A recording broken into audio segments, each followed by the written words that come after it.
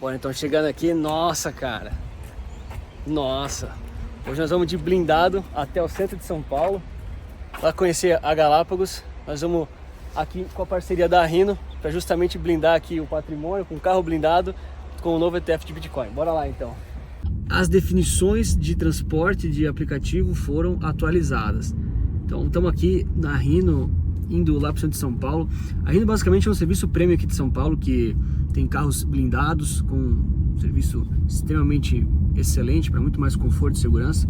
E a ideia que a Galápagos está tendo para esse ETF, o marketing deles está muito bom, né? Vamos lá, nós temos que ser honestos aqui. É basicamente blindar o seu patrimônio através aí de um veículo que é o ETF exposto ao Bitcoin, por exemplo, e enfim, fazer essa divulgação e levar o pessoal pelo menos para conhecer um pouco desse lançamento através de um veículo blindado, né, que é o que a parceria aqui da Rhino acaba proporcionando, né? E a grande sacada, eu acho que independente de ser a Galápagos, a Rhino, enfim, eles já fizeram outras iniciativas com motoboys lá para o GLFT, fizeram o helicóptero semana passada para o GXUS11. A grande sacada não é o ETF em si, mas a tacada do marketing para o mercado de ETFs é muito importante.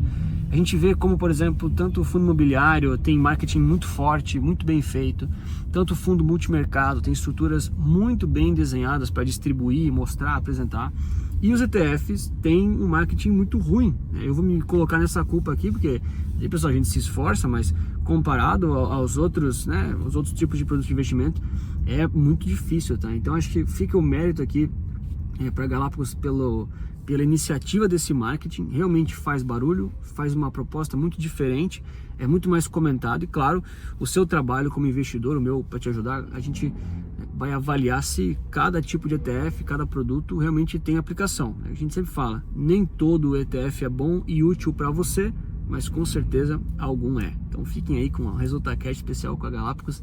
Desde já, muito obrigado, show, parabéns pela iniciativa. Bruno Stein e Galápagos, sejam muito bem-vindos aqui ao ResultaCast. Bruno, obrigado pela sua presença, pelo seu tempo. Bora bater um papinho então sobre ETF, sobre a gestora e sobre a revolução aqui do mercado brasileiro, tudo certo? Beleza, e você? Obrigado aí pela oportunidade.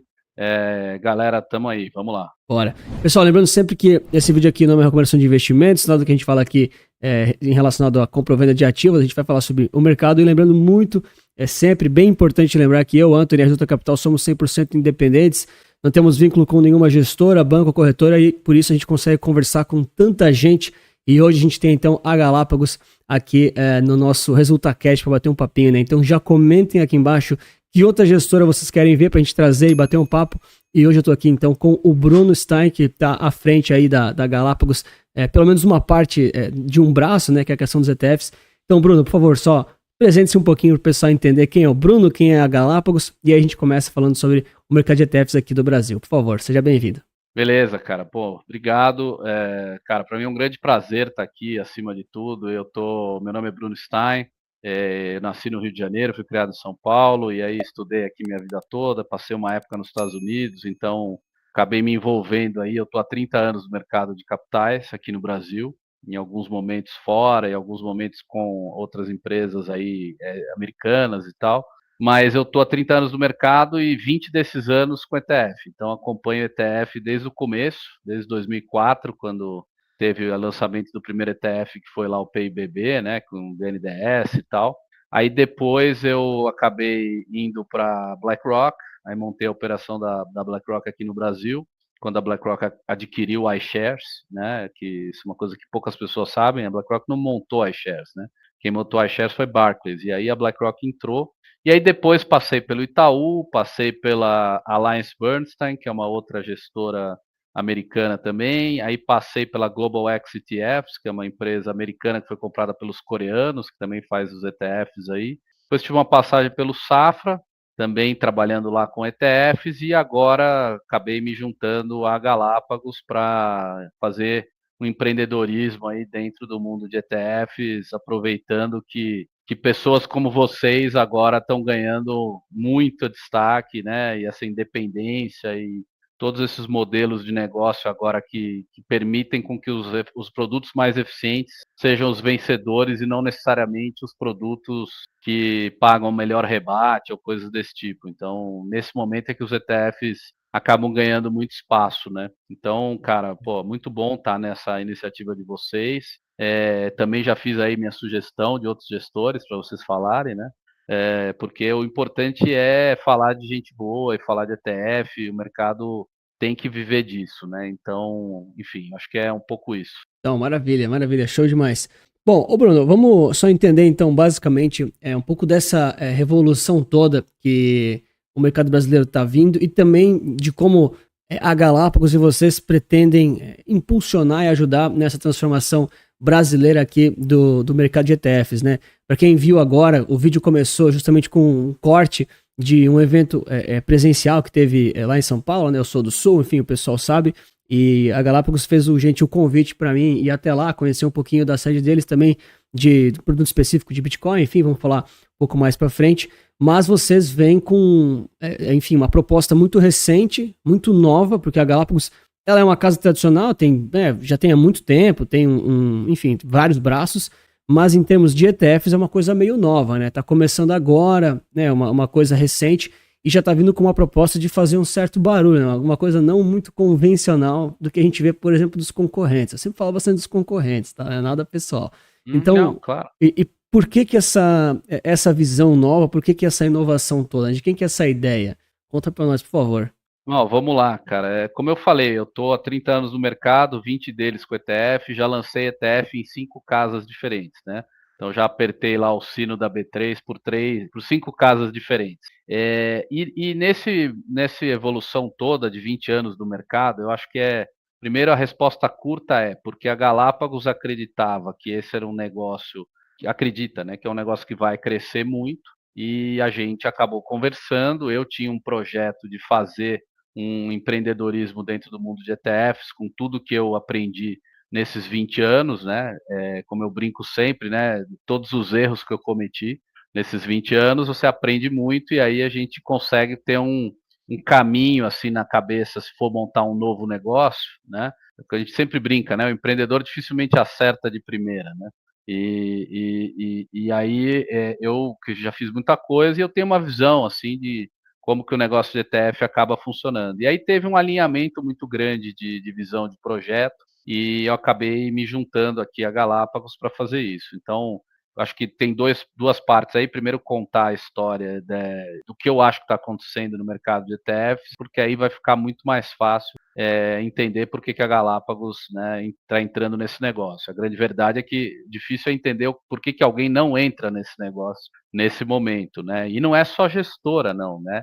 Tem muita oportunidade em toda a cadeia de valor dos ETFs. Então, gente que fala sobre research, gente que analisa investimento, que recomenda, que monta índice, né, que faz estratégia de marketing, por exemplo, de lançamento de ETFs e coisas do gênero. Existe uma cadeia de valor gigantesca aqui nos Estados Unidos, na Europa e na Ásia já tem, e que aqui no Brasil está engatinhando. Então fica também a dica aí para empreendedores que estão assistindo o podcast, cara, que assim, esse é um mercado muito interessante para você entrar, porque eu sempre falo que o mercado de ETFs brasileiro, eu não tenho nenhuma dúvida que ele vai ser um mercado de R$ 1 trilhão em 5 anos. Né? Eu tenho nenhuma dúvida disso. Hoje ele tem 80 bi. Se você for um ano para trás, ele tinha metade disso. Se você for um ano para trás, ele tinha metade da metade. Né? E a gente está vendo claramente esse movimento acontecer e os sinais são muito claros. Né? Não é só o volume, é a quantidade de gente falando sobre ETF, é o interesse da mídia, é o interesse dos clientes, é a mudança para o negócio de fee-base, que está acontecendo numa velocidade muito acima do que todo mundo imaginava. Né? A gente acabou de ter, na semana passada, a XP anunciando que já está com o negócio dela 20% em fee-base. Né? Isso é um negócio absolutamente fora do padrão. Eu me lembro que eles falavam em 10% em 5 anos e coisas do gênero, e eles já estão em 20%. Então, acho que esse acho que é um grande negócio que ajuda a entender. Mas aí, pensando, vamos dizer assim, brincando, né? Pensando no corte, o mercado de ETFs brasileiro vai ter R$ 1 trilhão em 5 anos e pode ser mais rápido, tá? Por quê? Porque se você olhar a migração de dinheiro do negócio de comissionamento, para o negócio de FIBES, cara, nós estamos falando de vários trilhões de reais. E aí, quando acontece essa migração, né, naturalmente as pessoas vão fazer a realocação de investimento para um produto que não paga rebate, então ele não é vendido pelo assessor normalmente, que trabalha com comissão, ele vai vender algo que ele ganha comissão, né? Mas ele é um produto extremamente eficiente, né? Barato, padronizado, eficiente, que serve para aquilo que você quer, né? Que é um produto listado em bolsa, então você não precisa negociar com as plataformas para colocar o produto lá, o produto está disponível no dia seguinte que você lançou para 100% das pessoas, né? Só que tem uma segunda consequência disso, que é por causa disso, você tem que contar para as pessoas que esse produto existe, porque as plataformas, os bancos, etc., dificilmente vão fazer uma promoção ativa disso, né? A não ser que sejam os próprios, né? E olhe É lá, né? porque, porque eles não ganham, eles vão promover coisas onde eles ganham mais, né? Lógico. Então, aqui eu acho que tem uma primeira coisa, né? E assim, vai ser 1 trilhão, quando você faz a conta, o que a gente está fazendo aqui é o seguinte: se migrar, que a gente imagina que vai migrar de comissão para FIBES, né? A gente imagina que, claro, a taxa de juros vai cair um pouco, então você vai ter um pouco mais de dinheiro indo para risco, mas também o ETF de renda fixa é um ótimo produto, então tanto faz, na verdade, até pode Uhum, ser que vá para ETF de renda fixa, né? Então, uhum. e aí nessa dinâmica, quando você olha um cara que faz um asset allocator, né, um alocador de dinheiro que recebe dinheiro do cliente para fazer o melhor pelo cliente, ele tipicamente usa no mínimo 1/3 do volume, ele usa ETF. Às vezes muito mais, tem gente que usa 100%, mas no mínimo 1/3 ele usa para isso, né? Então, quando você faz essa conta, você chega fácil a 1 trilhão, né? Acho que pode acontecer antes, mas para acontecer antes, aí eu acho que o que tem que acontecer é uma educação muito rápida de todo o ecossistema do que exatamente é um ETF, né? Então, a gente hoje, quando vai conversar sobre ETF com as pessoas estão receptivas, elas querem, mas pouca gente entende o que é um ETF exatamente. Então, boa parte do tempo você gasta ainda explicando o que é e não para que serve. Então, acho que essa é uma coisa que a gente está muito focado aqui de falar. Então, sim, a primeira resposta, então, é simples, né? Quer dizer, o mercado vai crescer muito forte. E quando você olha os competidores, né? Você tem hoje no mercado, eu diria, sei lá, 10, 10 players relevantes. Nenhum deles com uma posição dominante, né? E você tem 5 ligados a banco, pelo menos, né? Que tem uma estratégia dentro da estratégia da asset, etc. Então, o ETF é mais um produto, ele não é um negócio. Não é prioridade, né? Não, não vou dizer que não é prioridade. Acho que até pode ser prioridade. Eu já trabalhei nesses lugares. Às vezes ele até é prioridade, mas ele é uma prioridade para um pedaço do negócio. Sim. Então, por exemplo, o que eu quero dizer aqui é o dinheiro de marketing que vai para investimentos não vai para ETF, Sim, sim, né? perfeito. Então, acho que esse é por exemplo, o tempo de treinamento não vai para ETF, né? Então, assim, o ETF é um produto, não é um negócio, né? Então, acho que é um pouco esse lado. Aí, além dos 5 bancos, você tem a BlackRock, que eu costumo dizer, a BlackRock é dona do iShares, né? E eu costumo dizer que a BlackRock, cara, ela é o gorila, né? Ela luta do jeito que ela quiser. Se você for lutar com o gorila, cara, é do jeito que o gorila quiser, né? Então a BlackRock, no que ela quiser entrar no Brasil, ela vai ser muito forte, né? E ela já entrou em várias coisas, ela já tem uma posição super forte. Era eu que estava lá atrás fazendo uma parte disso, né?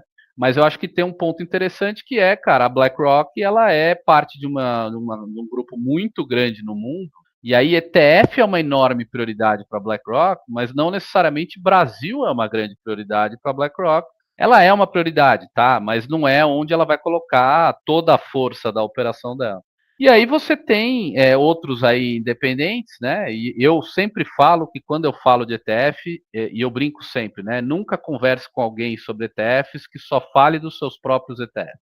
Eu acho que essa conversa nunca é completa, porque ninguém nunca vai conseguir ter todas as melhores opções. Então, eu gosto de me posicionar como uma pessoa que fala da indústria de ETFs. Eu também falo dos meus, é lógico, né? Mas se eu tiver que falar bem do ETF de alguém, eu vou falar, né? Então, ainda bem, eu estou numa casa que me permite, porque a gente entende que é assim que você, né? É mais importante subir se o mar subir, todos os barcos sobem, né? Sim. Então eu estou mais preocupado em crescer o bolo do que dividir o bolo antes dele crescer. Então, aí as 4 gestoras, né, eu diria que você tem a Buena Vista, você tem a Investo, você tem a Global X, né, e você tem a gente, e tem alguns outros que entraram, mas entraram talvez com um produto ou 2 produtos e tal, né. Mas esse pessoal é bom, mas o meu ponto aqui é, ninguém domina esse mercado. Então é um mercado que vai crescer muito, muito fragmentado ainda, com players muito diferentes entre si, né? Que gera muitas oportunidades. Então, quando eu saí do Safra, eu fui fazer uma análise do mercado e vi algumas coisas. Eu vi que o mercado de fee-based estava crescendo muito mais rápido do que eu imaginava, logo isso ia trazer dinheiro para o ETF. Segundo, muita gente, eu tive um interesse muito grande, assim, eu falei com muita gente que estava interessado em montar coisas de ETF. E aí eu acabei chegando aqui na Galápagos, cara, que eu conhecia algumas pessoas aqui, mas eu não conhecia ainda o fundador, sabia quem era, sabia toda a história e tal, mas conhecia 2 pessoas que são sócios sêniores aqui, que eu tinha trabalhado muitos anos com eles no Unibanco, né? Que é o Fábio Guarda, que é o nosso CIO, e o Diego Feinberg, que é o nosso sócio de quantitativo aqui. E aí conversei com eles sobre as coisas que eu estava pensando e tal, e um belo dia eles me chamaram, me apresentaram aqui o fundador, que é o Carlos Fonseca, e aí fez sentido. Eles estavam já olhando o mercado de ETF, eles já tinham sentido que existia. A gente faz wealth management fee-based aqui, tá? Então a gente mesmo estava usando muito ETF em quase tudo que a gente fazia.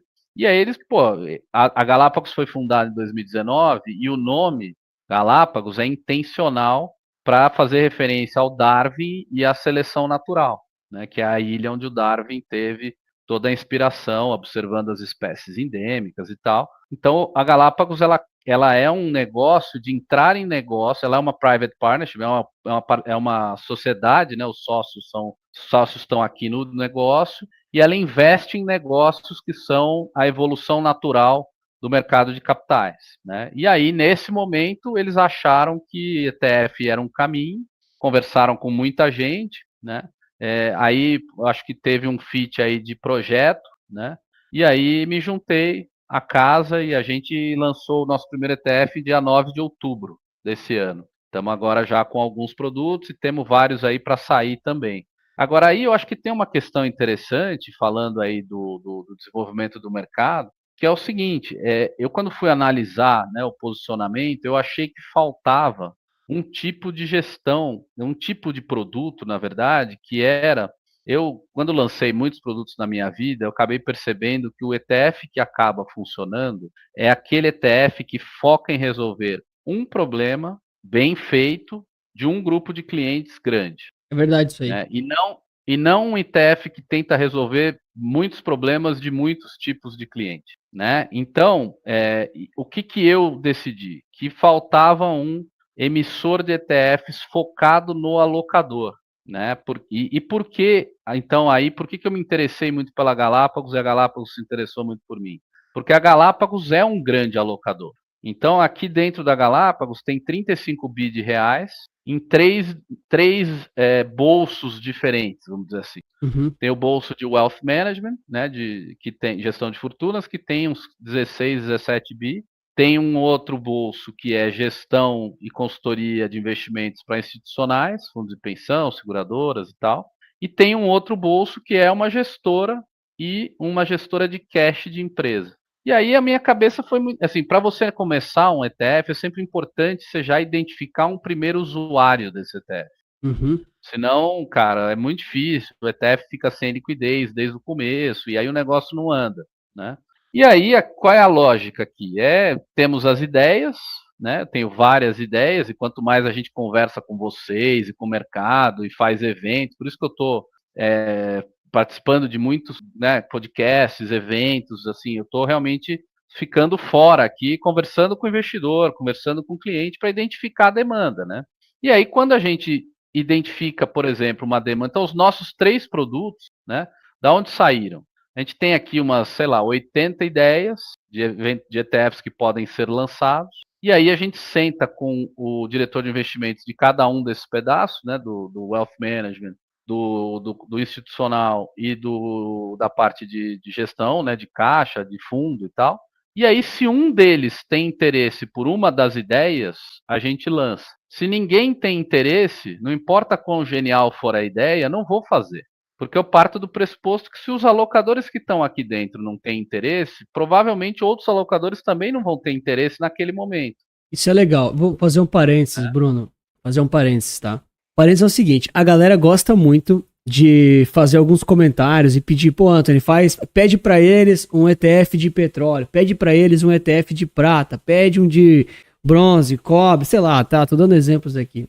E eu até peço, né? Até já te falei algumas dessas ideias do pessoal, mas não é tão simples assim a gente medir a quantidade real de demanda disso. Porque às vezes a pessoa que está pedindo, ela tem uma intenção boa de comprar, mas não necessariamente isso sustenta um negócio.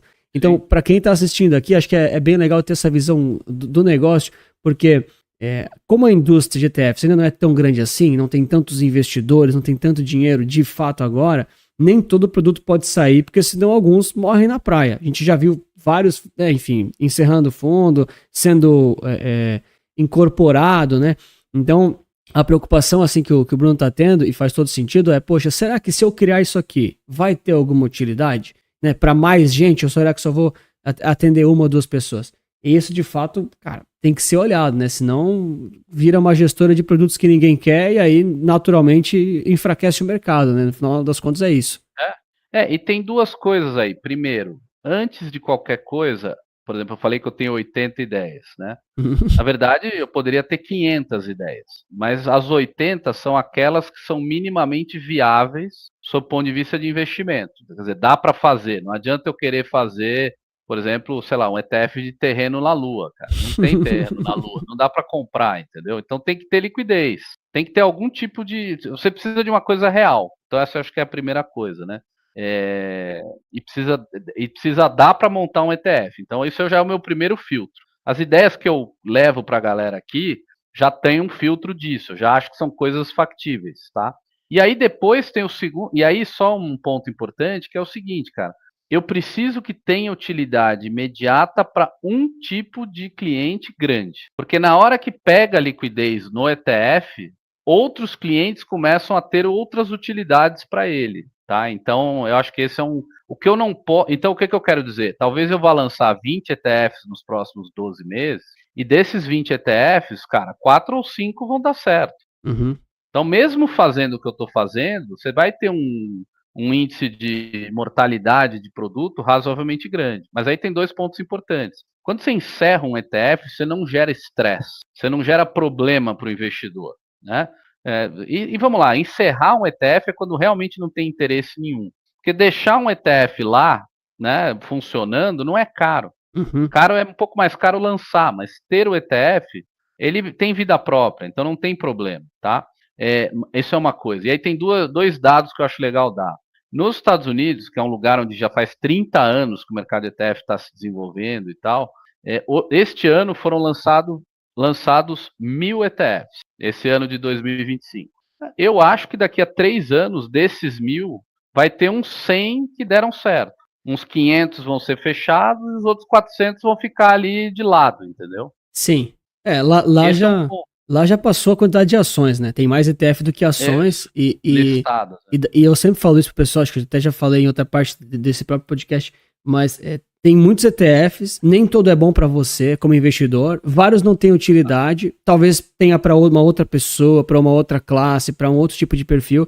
E o nosso trabalho aqui, agora eu vou fazer o meu merchan, né, Bruno? Mas o meu trabalho aqui é ajudar o pessoal justamente saber identificar quais os melhores. Mas não quer dizer que é o melhor do Brasil, é o melhor para você, para o seu objetivo e assim por diante. Então essa clareza o investidor também tem que ter, né? Isso aí. E aí tem um outro exemplo também disso, e esse exemplo é brasileiro, por isso que eu gosto. Quando eu estava na BlackRock, eu lancei vários produtos, né? Cara, tem 3 que deram super certo. Eu brinco que são os meus filhos bonitos, né? Que eu sempre falo deles. E dos outros eu não preciso falar. Mas, cara, o BOVA 11, o Small 11 e o IVVB 11, né? Então, assim, é a mesma lógica. Lançou um monte e, cara, deu certo 3, mas esses 3 são produtos fantásticos, entendeu? Então, eu acho que aí tem essa questão importante. Aí, sobre a Galápagos, só para fechar, Então, o que é a Galápagos, né? Ela é um lugar onde a gente tem a parte de wealth management e os clientes que têm dinheiro e a gente faz produtos também, né? E a interesse da Galápagos em entrar no negócio de ETF é um interesse de longo prazo, né? Porque a gente entende que é um negócio que vai crescer muito, é um negócio que você não precisa ter necessariamente um canal de distribuição de varejo, então você atende o público como um todo. E aí, por que eu achei que era um lugar muito legal, né? Além disso, porque além de ter esses bolsos para lançar produto, quando faz sentido, né? A gente também acesso ao bolso, né? Porque o bolso não é da Galápagos, é do cliente, então é quando faz sentido mesmo para o cliente, o que é melhor ainda, né? Porque o teste do pudim, vamos dizer assim, é mais rigoroso, né? Mas eu acho que um ponto muito importante é a questão do marketing, né? Porque o ETF é um produto muito diferente dos outros produtos de investimento, no sentido de que, por exemplo, nos Estados Unidos, tem ETF que faz propaganda no intervalo do Super Bowl, que é o minuto mais caro da mídia nos Estados Que Unidos, entendeu? loucura, né, cara? Por que é isso? Porque investimentos é um assunto mainstream e ETF é um produto que vale a pena colocar dinheiro de marketing nele, porque ele tem o famoso call to action, né? Então, se todo mundo sabe o ticker do meu ETF, ele pode comprar onde ele quiser, né? Tem uma dinâmica muito interessante no ETF que é o seguinte, cara, você pode ser meu cliente e eu não sei. Uhum. Porque você compra via corretora no mercado secundário e eu não tenho acesso ao livro Isso. de cotistas, entendeu? Isso está na corretora.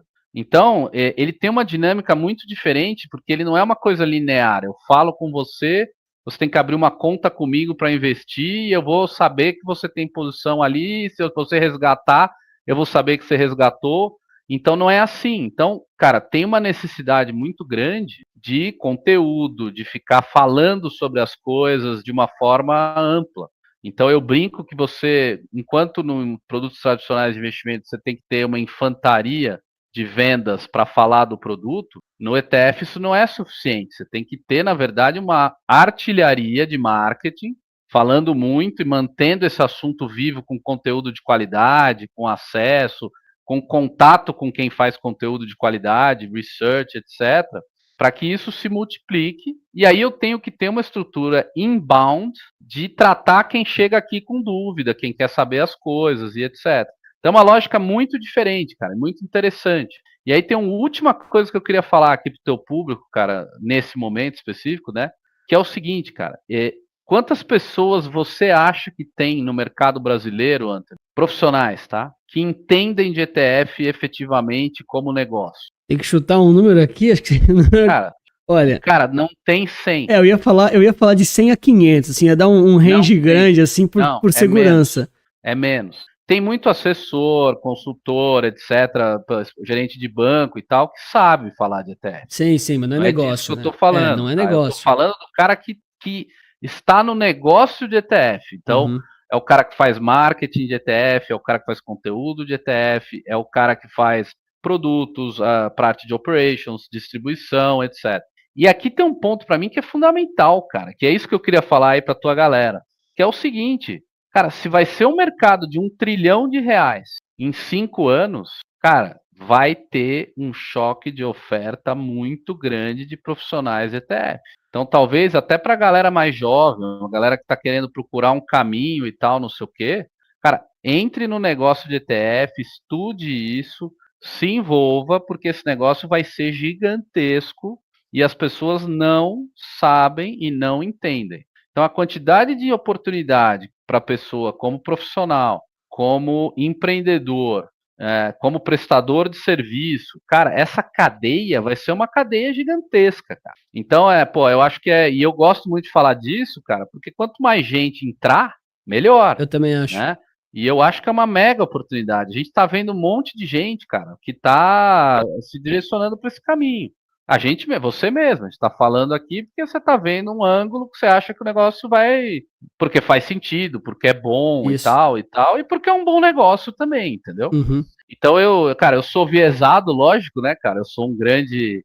Botei minha carreira e minha vida toda nisso. Então, eu também sou viesado, mas não sou aquele cara que manda fazer e não faz, né? Não, Eu perfeito. faço. Perfeito. Mas eu sou super empolgado, cara. Então eu fico aqui, pô, mega aberto para qualquer um aí que quiser me procurar no LinkedIn. Eu sou meio velho, né? Então eu tô mais no LinkedIn do que o Instagram, ainda é meio fechado e tal, não sei o quê, mas no LinkedIn tamo lá, né? E, cara, pô, é um prazer para mim, cara, falar sobre ETFs e compartilhar essa paixão aí, cara, porque faz 20 anos que eu tô esperando esse momento, cara. Não, eu entendo e eu concordo totalmente contigo. Acho que esses números de 1 tri, eu não sei se é tão realista assim, eu vou confiar na tua experiência, certamente sabes muito mais que eu, cara, tem mais tempo de carreira no mercado que eu tenho de vida, né? Mas vamos lá. Se você me perguntasse um ano atrás, eu não teria essa certeza, tá? Ah, justo, justo. Isso é uma sensibilidade relevante, Mas eu cara. tô muito tranquilo de falar isso, cara. Não, fico feliz.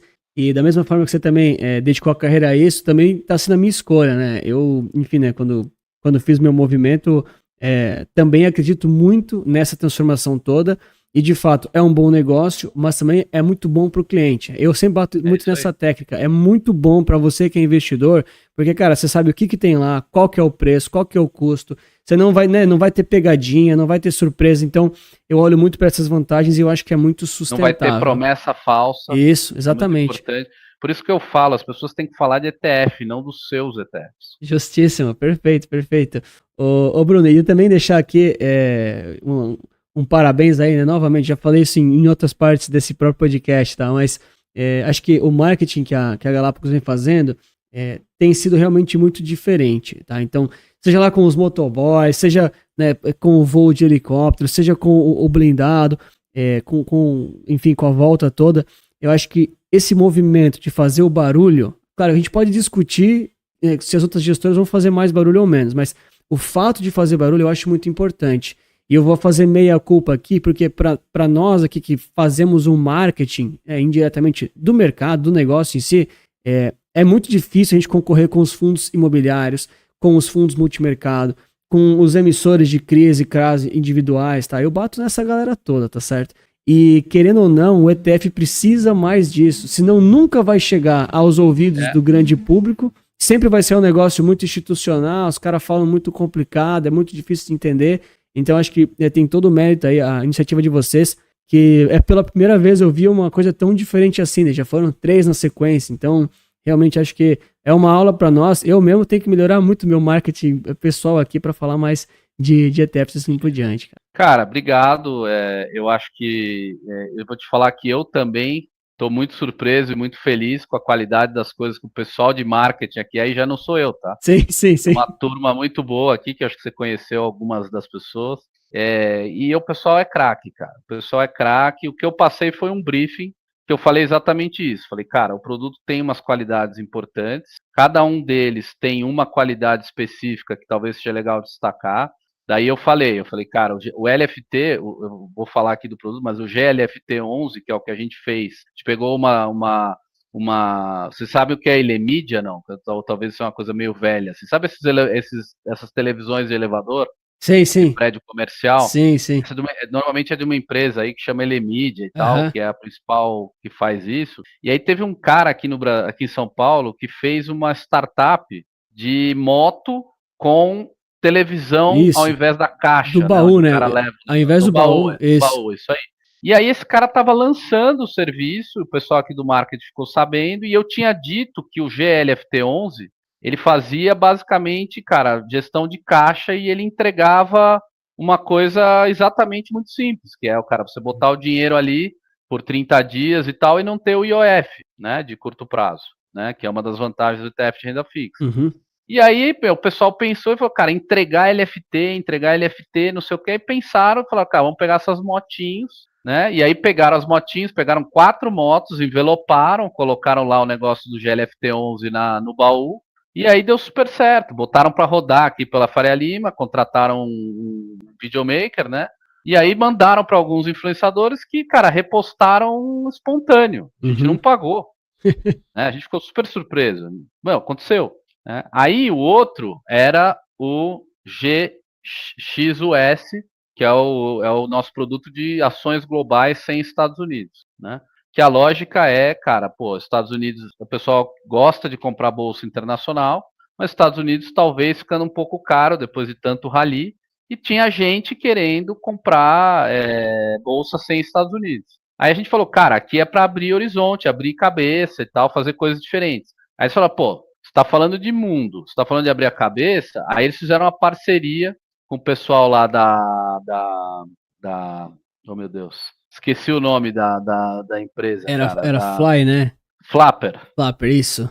Isso, fizeram uma parceria com a Flapper, e aí, pô, levamos o pessoal de helicóptero até lá um hangar, aí fizemos um jantar e tal, não sei o quê. Que a cabeça era assim, tipo, pô, vou te levar para um lugar surpresa que você não conhece ainda, fazer um negócio diferente e tal. E aí deu super certo.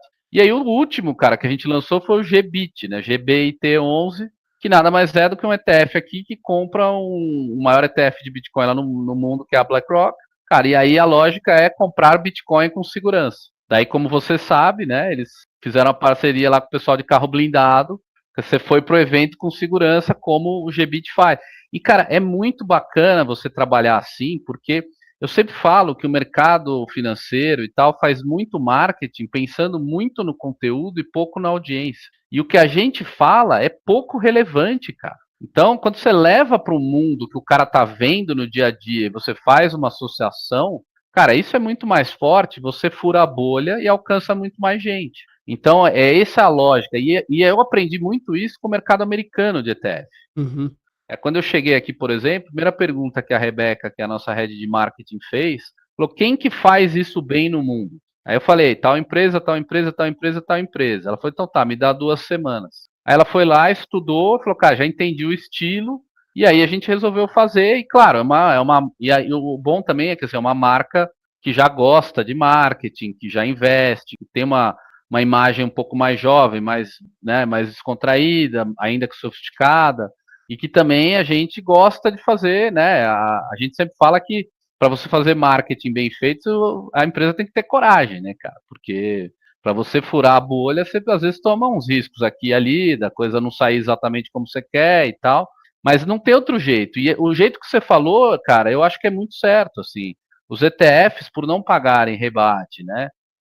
Se você não fizer um teu trabalho de fazer as pessoas conhecerem, né? Seja essas pessoas, os consultores, o que eu brinco, os Faria Limers, né? Ou os clientes, Aham. né?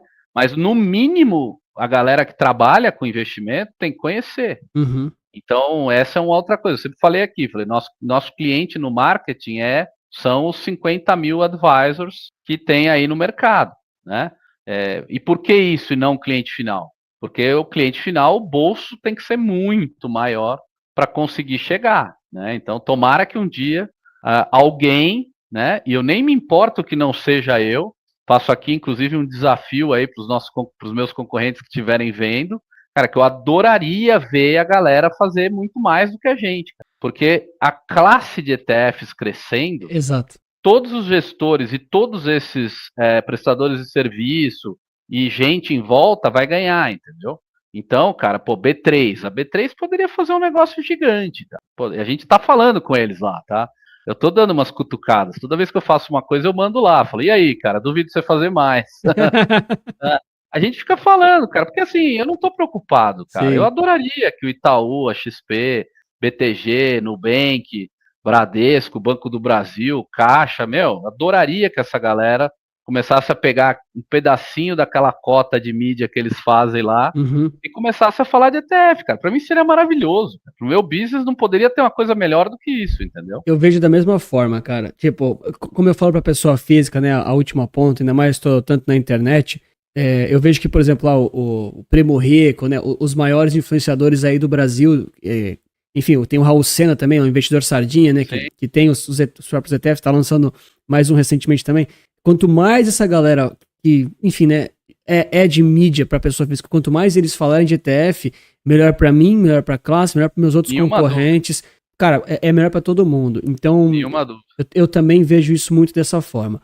Bruno, pra gente encerrar tuas palavras finais, porque a gente vai conversar sobre produtos no detalhe, falar um pouquinho mais das ideias, mas vamos lá, né? Tuas palavras finais aqui desse encontro e 3 ETFs para o pessoal estudar da Galápagos, porque o programa sempre encerra assim, tá? 3 ETFs para a galera ficar, enfim, né, dar uma estudada. Vamos lá. Palavra final para mim é o seguinte: R$ 1 trilhão em 5 anos. Me cobrem. Eu não tenho dúvida, cara. Né? Eu tenho 51, ainda vou estar no mercado. Né? Não é que eu estou falando e vou fugir, né? 1 trilhão em 5 anos, cara. Eu tenho certeza que isso vai acontecer. Eu acho que vai ser mais rápido do que isso, tá? E aí, cara, ETF, use, tem que usar. Se você, cara, e não custa muito. Com R$ 100, R$ 200 você já consegue comprar. E, cara, com 100, R$ 200 não faz tanta diferença o que você vai comprar. Escolhe algum, cara, começa a usar. Pode ser nosso, pode ser dos outros. Comece a usar. Brinca um pouquinho disso, que aí, cara, quando a gente bota dinheiro num negócio, a gente aprende. E aí, quando você aprender como funciona um ETF, você já sabe como funcionam todos os outros. E aí a gente vai sair daquela história de por que ETF, como funciona um ETF, para discutir o que realmente interessa, que é o que cada ETF faz. Hoje a gente ainda discute muito o que é um ETF, etc. Normal, nós vamos chegar lá. Nos Estados Unidos, as conversas todas começam do tipo, ok, você tem ETF, então tá bom, o que você tem? O que faz? Né? Já não tem mais essa outra discussão. Né? Então acho que isso é uma coisa. E aí, com esse gancho, 3 ETFs para pensar e dar uma olhada, cara, eu não posso fugir dos meus, né? Então, assim, os 3 ETFs que eu gosto, que eu já falei rapidamente, né? Eu sempre tenho uma frase que eu não preciso inventar a roda de novo. Eu vou lá fora e vejo como que os clientes, como que o mercado americano já resolveu esse problema. Então, o mercado americano em Bitcoin resolveu com a IBIT e nessa parte de bolsa global menos Estados Unidos resolveu com a Vanguard, cara, com o VXUS. Então eu trouxe o VXUS da Vanguard e o IBIT da BlackRock, as duas maiores gestoras de ETF do mundo. Né? E aí o terceiro produto que a gente tem é o GLFT11, que é aquele que eu já falei, que não tem muito segredo, é 100% LFT, e ele é para gestão de caixa de curto prazo. Então ele é um produto principalmente para PJ, eu não recomendo ele muito para PF. Por quê? Porque eu não quero que esse produto rechacoalhe nada. Uhum. Então, ao que botar só LFT lá dentro, ele cai numa alíquota de imposto de renda de 25%. Então, por que eu falo de PJ? Porque ele é um dinheiro para quem fica menos de 30 dias lá dentro, né? Ou PJ que compensa o imposto na hora de apurar, e aí o 25 não faz diferença, tá? Então, acho que é muito importante dizer isso. E aí, por que eu criei esses 3, cara? Porque o que está crescendo no Brasil é ETF de renda fixa pela vantagem tributária, aí eu criei o GLFT11. Investimento no exterior para bolsa, ações, certo? Que aí eu criei o GXUS11. E cripto, acesso a coisas difíceis de comprar, que aí eu criei o GBIT11. Se você olhar essas 3 categorias, elas são responsáveis hoje por 80% do fluxo de dinheiro para os ETFs brasileiros. Então, cara, é como eu falei, eu observo o que está acontecendo e vou lá e acho uma maneira, na minha opinião, ou melhor, ou um pouco diferente de fazer e lanço o produto assim. Então, temos aí para frente, provavelmente o próximo que eu vou lançar é um de renda fixa Brasil para PF. Boa. Então, estou olhando aí, porque acho que os que tem no mercado hoje foram criados em outros momentos de mercado. Foram criados lá em 23 e tal. Então, eu até fico brincando assim, esse teu produto aí é meio antigo, cara. Já tem 2, 3 anos já. Então, eu tô querendo criar aqui o que é para 26 e para frente, entendeu? Entendi. Então, a gente fica sempre pensando nessas coisas, cara. Maravilha. Brunão, muito obrigado. Vou para parte 2 aqui com o Vitor para a gente falar muito mais sobre produtos e entender um pouquinho mais desse contexto. Valeu. Bora falar então um pouquinho sobre produtos e ETFs aqui da Galápagos Capital. Hoje eu estou aqui com o Vitor, além, claro, do Bruno e das palavras que vocês estão acompanhando. Vitor, o que você faz na Galápagos? Vamos falar um pouquinho então sobre a prateleira extensa aí de produtos e também do que muitas vezes está por vir ainda. Seja bem-vindo aqui. Obrigado, Anthony. Valeu. Agradeço bastante pela oportunidade de estar aqui e falar um pouquinho mais sobre a Galápagos, um pouco de mim e um pouco da grade de produtos. Fazer uma breve apresentação minha. Ótimo. Trabalho aqui na Galápagos desde junho, mas tenho uma vasta experiência já na parte de ETFs.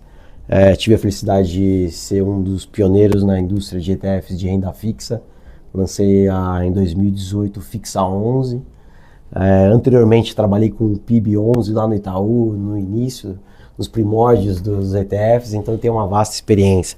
Trabalhei também com o desenvolvimento da parte de BDRs de ETFs aqui no Brasil, trazendo uma outra marca também global, de empresas globais, para a distribuição dos B10 de ETFs aqui no Brasil. Então, é um prazer e estou à disposição aqui. Pô, show demais. Acho que o pessoal de currículo tá bem aí, né? Não, justo. Vamos falar então um pouquinho sobre a prateleira dos ETFs que hoje a Galápagos está oferecendo. A gente sabe que tiveram lançamentos recentes, é um projeto muito novo da gestora, a gente está vendo que tem poucas opções ainda, sim, mas aparentemente estão estruturando aí a área para realmente trazer novidades no mercado brasileiro, né? Preencher alguns gaps, algumas lacunas. Então vamos entender basicamente por que tiveram essas escolhas recentes e também de como é que o marketing está sendo trabalhado. Acho bem legal comentar isso porque o marketing de mercado de ETFs no Brasil precisa melhorar muito, né? Eu me boto nessa culpa que eu também trabalho com marketing, mas vamos lá, né? Por que a escolha da Galápagos primeiramente foi lançar um ETF de renda fixa, né? Um Selic, que o imposto de renda é ruim para a pessoa física? Essa é uma pergunta que, né, me questionam muito, sim, não da Galápagos, mas de forma geral. Pô, Antônio, por que lançam se o imposto é ruim? Sim, não, acho que é a primeira pergunta que sempre atrai os olhares e de querer saber o porquê realmente. Acho que tem uma balança ali, podemos colocar na parte tributária. Então, do lado direito você tem um benefício muito grande, que é referente ao IOF. Então você tem a isenção de IOF. Quando você isenta a parte de IOF, você reduz aquela tabela toda regressiva dos 97 até os 30 dias corridos com a isenção de taxa alíquota zero. Então você tem um benefício muito grande, sendo que quando você vai para fundos de investimentos, você tem a tributação de IOF e títulos também você tem a tributação. Então, no quesito 30 dias de investimentos, o IOF é muito positivo, porque a alíquota é zero.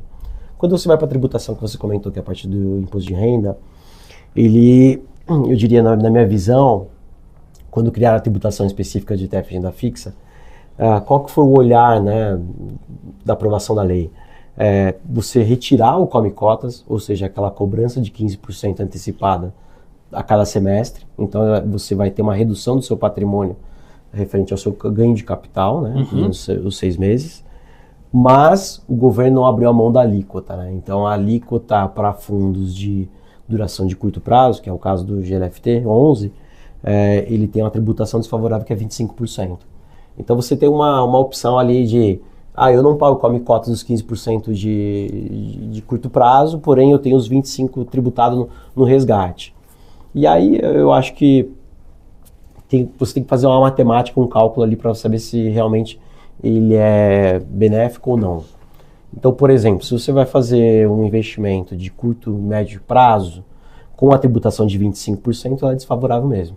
Vou fazer de curtíssimo prazo, 30 dias, giro de caixa, fluxo de caixa, comprei uma ação, vendi uma outra ação, estou com caixa ali para giro, aí se você pagar o IOF, você perde toda a rentabilidade. Então o IOF é realmente o foco que a gente olhou, principalmente empresas que têm um fluxo de caixa de 10 a 15 dias, esse é o clientes que fazem o giro. Esse é o ponto. Então o benefício é muito grande voltado para IOF e de longuíssimo prazo para o cliente que vai deixar de pagar o come-cotas, vai ter uma alíquota maior, mas ele fica investido lá 25, 30 anos com juros de 15%, se você pôr lá 15% ao ano, pagando 15% de imposto, quando você vai olhar uma janela muito grande, acaba sendo benefício pagando uma alíquota maior, porque você deixa de pagar, né? Vai deferindo. Eu vou fazer só dois parênteses perfeitos, as colocações, né? Quando o cara entende, as explicações vêm muito completas, né? Show, mas vamos lá. Eu já tenho um vídeo recente que eu comento isso, né? De todas as opções aí, das outras casas também, né? Realmente, a única vantagem de ETFs dessa renda fixa, Selic, CDI, né? Convencional, realmente é o curtíssimo prazo. Exato. E muitas vezes não é para todas as pessoas físicas, né? Tem perfis e perfis, empresas, necessidades, giros que de 15 dias vai fazer muita diferença. Agora, o outro comentário que você fez, que eu nunca parei para fazer esse estudo, estou devendo essa para a galera aí, mas é essa questão dos 15% de imposto de renda, que ele é recolhido quando algum título vence, né? Algum CDB vence, ou por exemplo, algum Tesouro Selic vence. Teoricamente lá no ETF você não está pagando isso, porque no giro da carteira, né, ele vai fazendo esses giros infinitamente e você não tem essa perda tributária. Então esse é um comentário bem interessante, porque realmente vale o estudo, talvez já tenha, eu não fiz o meu, não achei publicamente isso, Mas, de fato, por você não girar aquele Tesouro Selic ou CDB de liquidez diária, qual que é o impacto disso, né? 20 no longo anos, prazo, 30 anos para frente, perfeito. Enfim, então acho que está esclarecida aqui essa primeira questão, então tudo bem, né? Eu já sabia um pouco dessa resposta, mas esse pessoal não sabia. Mas vamos para as novidades então, Sim. coisas realmente novas. A primeira grande novidade que a Galápagos trouxe aqui para o mercado brasileiro, eu particularmente falei para o Bruno também, né? Comentei, acho que foi uma iniciativa muito boa, porque inovaram no mercado brasileiro. Sim. Não é um produto que já tinha, vamos pegar mais um que já tem. Não, pegaram uma coisa que não tinha. Acho que tinha BDRs ali e tal, mas a liquidez, aquela coisa toda. Então, a Galápagos trouxe o GX US11 para trazer então uma exposição de ações global sem os Estados Unidos. Perfeito. Que resolve alguns problemas, traz outros, mas que também tem um público específico, né? Explica para nós um pouquinho dessa solução e também por que pensaram nisso.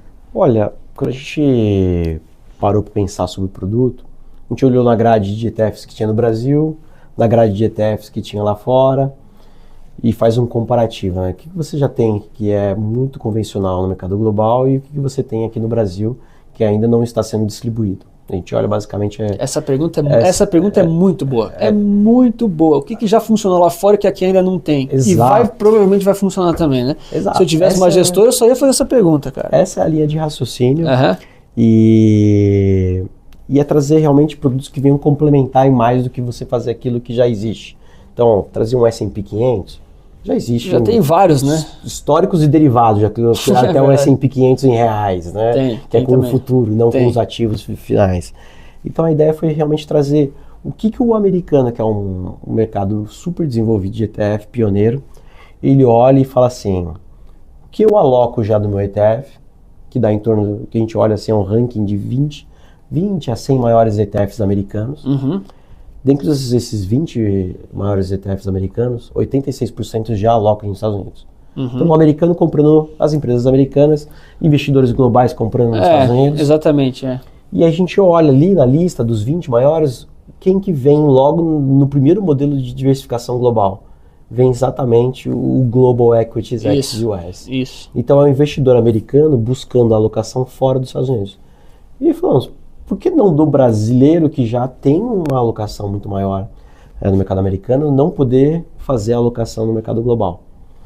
Então a gente viu dois modelos. O primeiro modelo é o Global Equities, onde você olha uma figura, o mundo como um todo, e aí você percebe que você tem uma alocação de 65% no mercado americano. Isso, que são os ETFs que já existem, né? Perfeito. E acho que, inclusive, acho justo que eles foram os primeiros a serem lançados, porque eles são mais simples, né? Exato. A gente tem lá os concorrentes, né? Até tem a versão irlandesa, tem a que não é, tem o ACWI também, que o pessoal sempre esquece de citar. Sim. Do outro concorrente. Eu sempre falo dos outros concorrentes, porque eu sempre lembro o pessoal, né?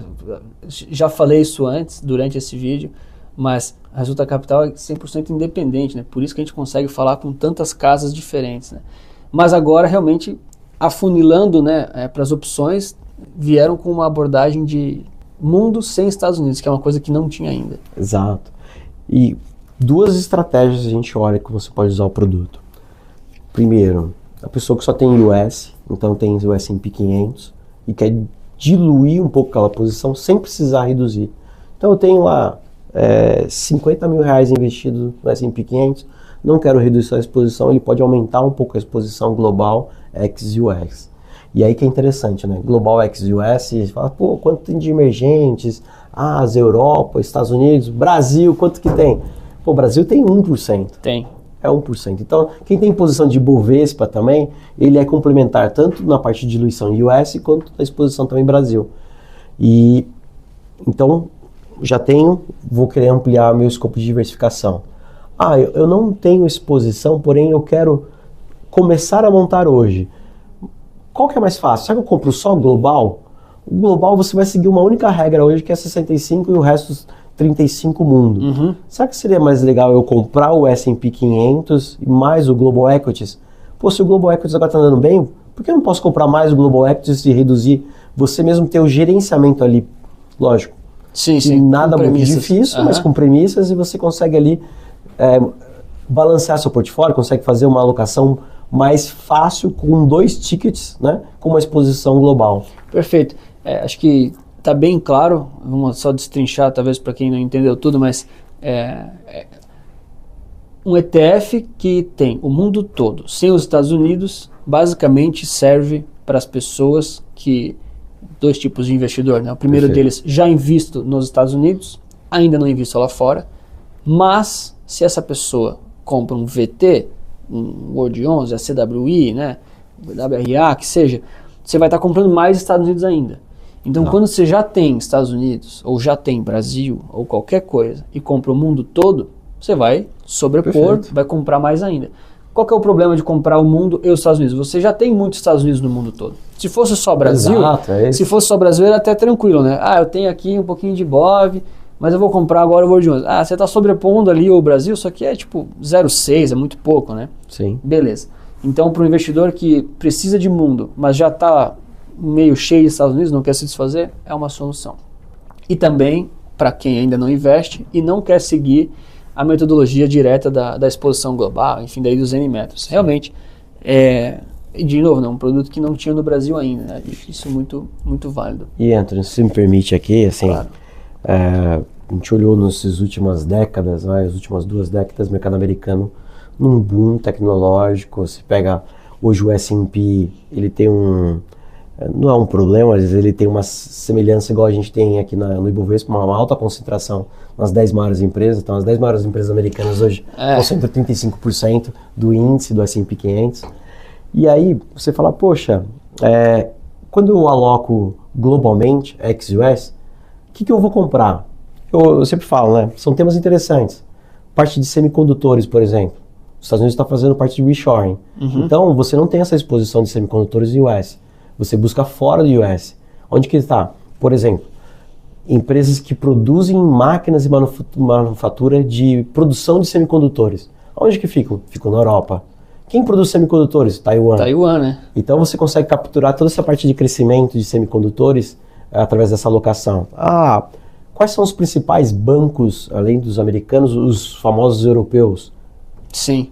Então, tem bastante Japão também, Japão, China tem bastante, né? São exposições que o China até tem agora algumas opções no mercado brasileiro, né? Mas você vai beirar quase que um ETF picking aqui, se você só comprar um ETF de um país, né?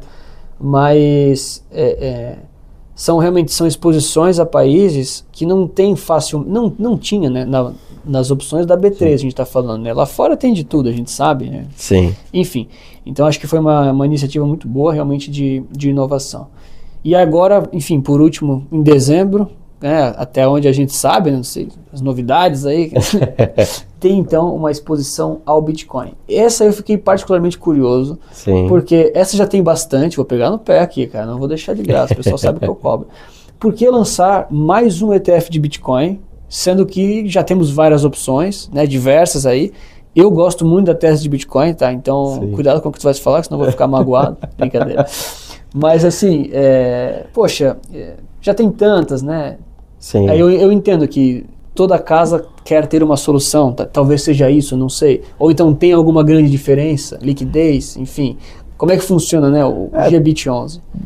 Fazer uma retrospectiva aqui, né? Se a gente olhar a parte de digital assets, né, ao longo dos últimos anos cresceu muito, né? Então se tem as exchanges negociando toda a parte de bitcoins, e a gente teve a felicidade mais recente do ano passado, no começo do ano passado, 2024, o mercado americano, que é o mais regulado, e o que desponta o mercado de ETF como o mundo todo, né? Onde você tem uma concentração de patrimônio. Foi aprovado o primeiro ETF de Bitcoin e uma série deles, né? Foi aprovado um e depois vários outros, né, gestores quiseram fazer a formalização ou a subscrição ao regulador e foram todos aprovados. O que a gente reparou é que desses muitos aprovados, alguns se destacaram com alta relevância, e o ETF em si, depois que você é criado, ele tem alguns pontos muito importantes na maturidade dele. O primeiro é o crescimento de patrimônio e o segundo o crescimento de liquidez. Então, qual foi a estratégia nossa de olhar, comparar o que a gente tem de melhor de Bitcoin de ETF lá fora e trazer esse veículo de alta liquidez, alto patrimônio, diferencial de segurança, aprovado por um regulador americano, que era totalmente enviesado e negativo, né, para Bitcoin. Eu lembro de 2016, 2017, eu lembro bem. E mudou a cabeça. Então foi trazer esse veículo de acesso para o mercado brasileiro, para os investidores poderem acessar num padrão de liquidez alta, num ETF de sucesso lá fora, que é a alocação do GBIT através do iBit lá fora, listado no US. Da BlackRock, da BlackRock, da gestora BlackRock. Então, perfeito. até traduzindo isso tudo para o pessoal, né? O que o Victor está falando já existem vários ETFs de Bitcoin no Brasil. Perfeito. Alguns em futuro, alguns em autocustódia, alguns com índice não sei da onde, mas, segundo ele aqui, me corrija se eu estiver errado, Não, uma das melhores soluções do mundo é o iBit, que não tinha ainda solução de ETF brasileiro que compra. Então não existia um ETF brasileiro que comprava o ETF iBit especificamente. Perfeito. Tem um BDR disso. Tem o BDR disso. Perfeito. O pessoal vai comentar embaixo, com certeza que os caras vão comentar. Mas aqui então, teoricamente a vantagem de ter o ETF versus o BDR na situação atual é que o market maker trabalha um pouco melhor, a liquidez é um pouco mais tranquila, é isso mesmo? A diferença, acho que você coloca ali do BDR junto com o ETF, com o ETF você consegue criar e destruir cesta, ter uma estrutura toda operacional aqui que atende o ETF de uma maneira mais eficiente do que o BDR de ETF, que tem no intermediário ali o banco depositário. Então tem uma certa limitação ali em questão de horários, de flexibilidade operacional para promover o produto. Então o ETF do iBit, ele traz essa capacidade de você poder fomentar mais liquidez no mercado interno, sendo que o externo já é gigantesco, né? Ele opera mais ou menos quase 20 bilhões de reais dia. Eu vi um dado, me corrija se eu estiver errado, mas eu acho que foi acho que se tornou, se não o primeiro, um dos primeiros ETFs da BlackRock a atingir, se era 100, era um valor... 50 bilhões de dólares em 6 meses. Isso aí. O mais rápido ETF. Eles comparavam com o SPY, comparavam com os outros, e ele foi. É impressionante. O que geralmente a indústria demora entre 5 e 6 anos, o iBit cresceu em 6 meses. E até explicando para o pessoal, né, um pouco do que foi dito ali de manhã, muitas vezes, vamos lá, você pessoa física, se você quer comprar Bitcoin e fazer autocustódia, você até pode, né? Depois tem que fazer todo aquele trampo e declaração do imposto, enfim. Ou então, enfim, você quer comprar um contrato futuro, ok.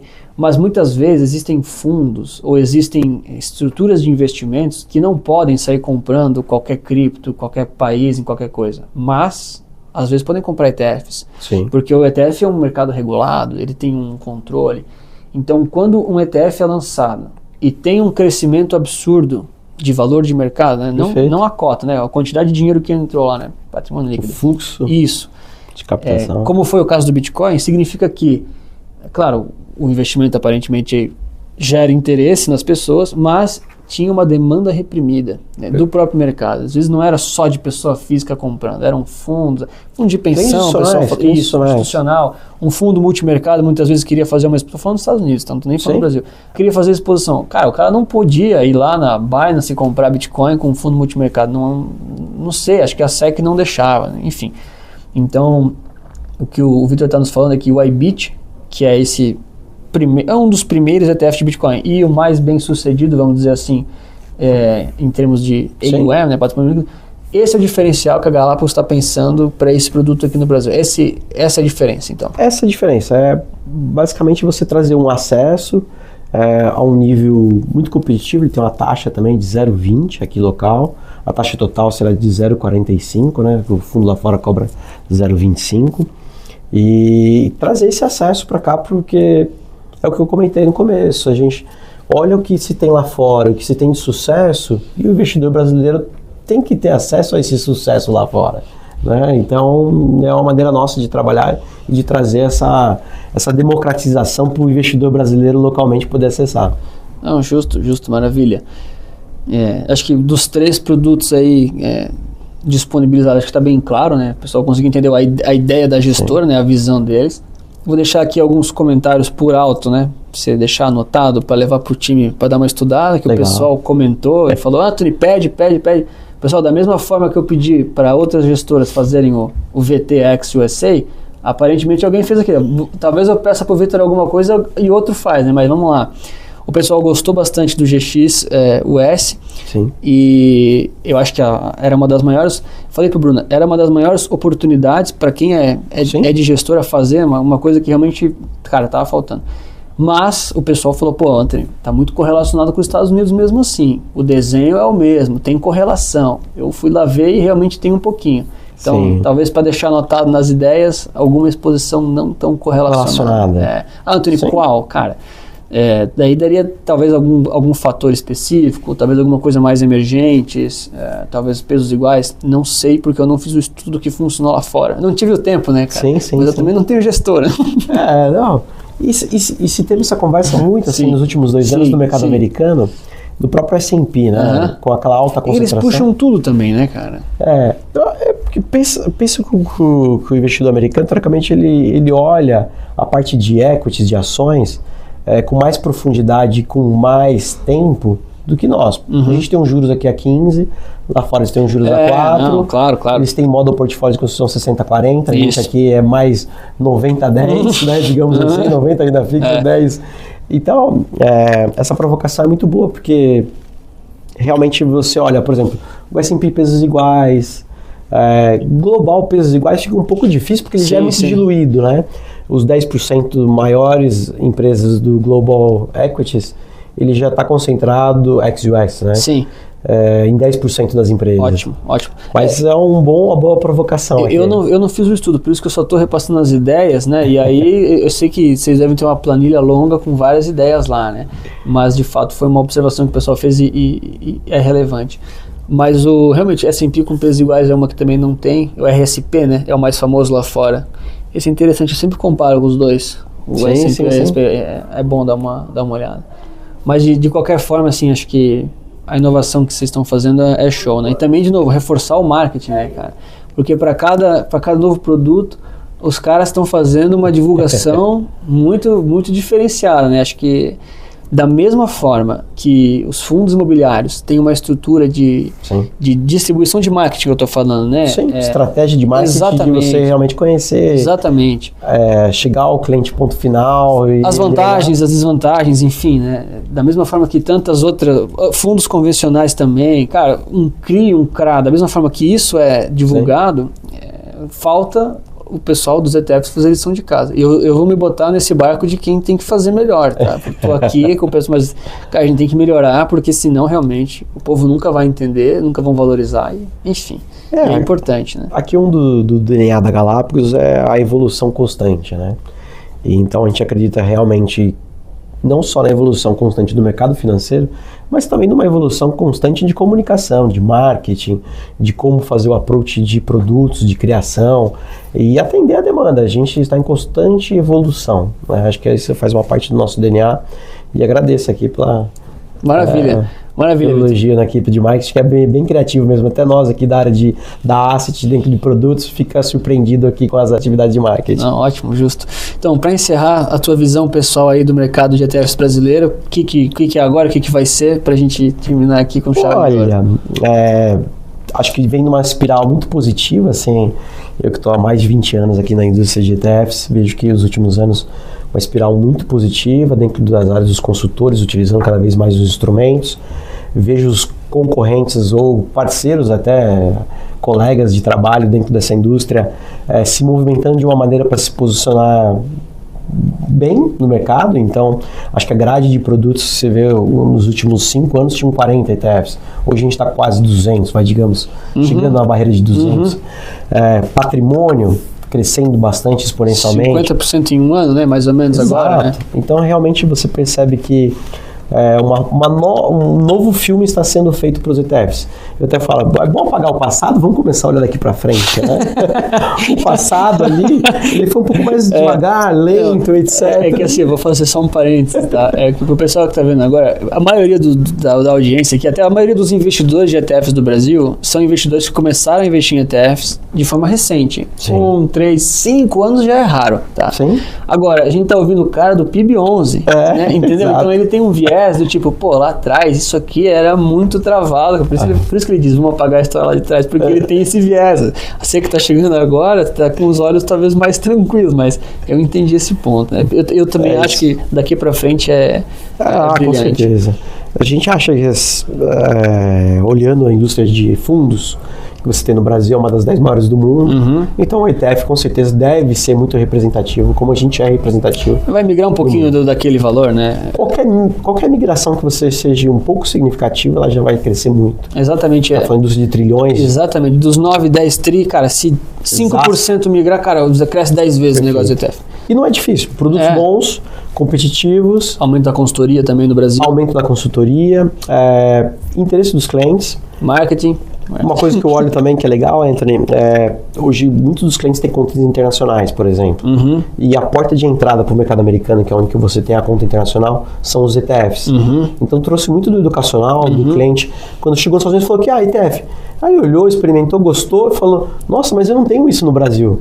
E aí ele chegou aqui e falou, olha, vou começar a utilizar esse instrumento que eu já utilizo no mercado desenvolvido. E tem pessoas que não querem fazer a retirada do dinheiro do Brasil, sabia? Eu por exemplo, eu lido com a maioria dos meus clientes é assim, eles não querem tirar o dinheiro do Brasil totalmente, então precisamos de soluções na B3 para essas pessoas também. Eu vejo aqui como o lado do mercado, né? Ah, quero tirar. Tem. Não quero. Também tem. Perfeito. Enfim, pessoal, comentem aqui embaixo então o que vocês acharam aqui na nossa conversa, tanto com o Vitor quanto com o Bruno. Claro, né, deixem aqui as críticas, elogios e sugestões, os pedidos dos produtos aqui para Galápagos. E claro, muito obrigado pela sua inscrição, seu like. Lembre-se sempre que investir certo resulta capital. Valeu, Vitor. Legal. Obrigado, cara. Valeu, obrigado, Anthony.